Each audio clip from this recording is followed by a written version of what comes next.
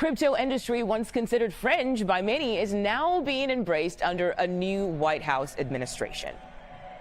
As you know, there's a new sheriff in town because after 4 years of mistreatment and outright hostility led by Democrat regulators, lawmakers in this country have a choice. Will we lead our nation into a future of financial sovereignty, of innovation, and of prosperity, or will we let unelected bureaucrats and foreign competitors write the rules for us?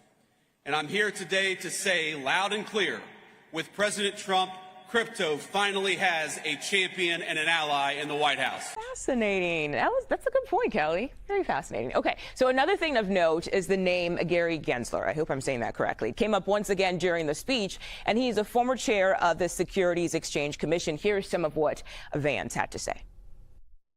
Maybe the most important thing that we did for this community, we reject regulators and we fired Gary Gensler, and we're going to fire everybody like him.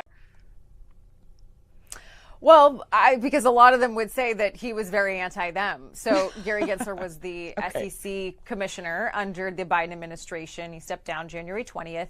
And one of the things that the SEC did under his time was bring a lot of enforcement actions against cryptocurrency exchanges, go after, in a very public way, the crypto community. They had a very specific idea of that. And I was at that conference last year, Mugo, and a lot of them said, we want to get rid of the, quote, chokehold that the SEC had on the industry.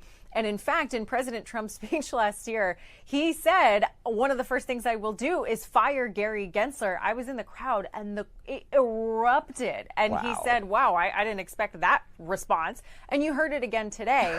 What people are hoping for is a more pro-crypto administration, a more pro-crypto SEC. And that was certainly not Gary Gensler's legacy.